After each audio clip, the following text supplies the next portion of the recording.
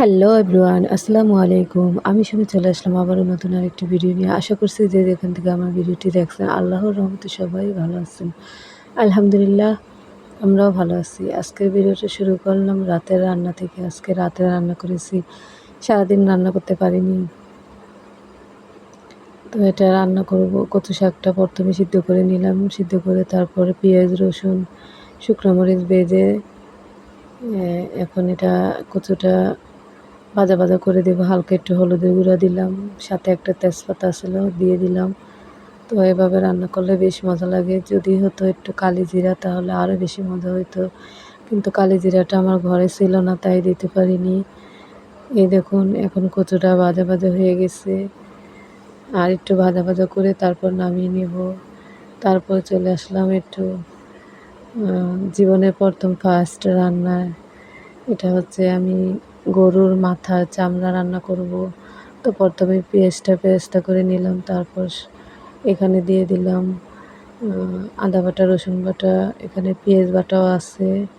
তারপর দিয়ে দিলাম হলুদের গুঁড়া মরিচের গুঁড়া লবণ জিরা ধনিয়া তারপর গোলমরিচের গুঁড়া সব কিছু দিয়ে ভালোভাবে কষিয়ে তারপর দিলাম গরম মশলা বাটা। তো এটাও আমি আমার শ্বশুরবাড়ির এলাকার স্টাইলে রান্না করলাম, তো ভালো লাগলো।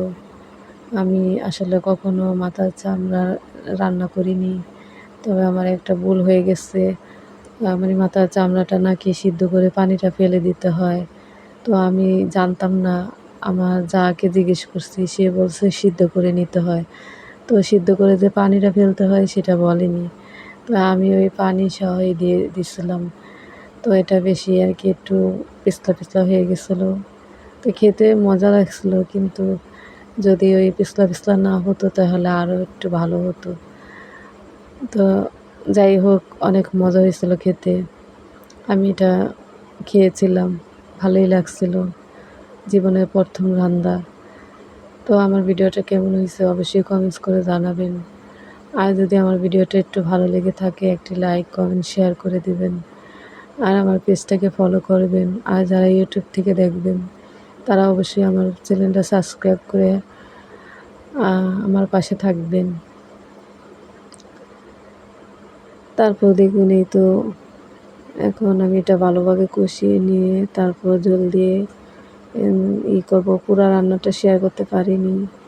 তারপর দেখুন এখন খেলাম এটা, মানে রুটি দিয়ে খেতে বেশ ভালো হতো।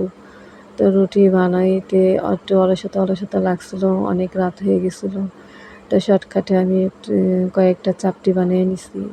তো চাপটি দিয়ে খেয়েছি, খুব মজাই লাগছে, অনেক ভালো লাগছে। আজকের ভিডিওটা এই পর্যন্তই। সবাই ভালো থাকবেন, আল্লাহ হাফিজ।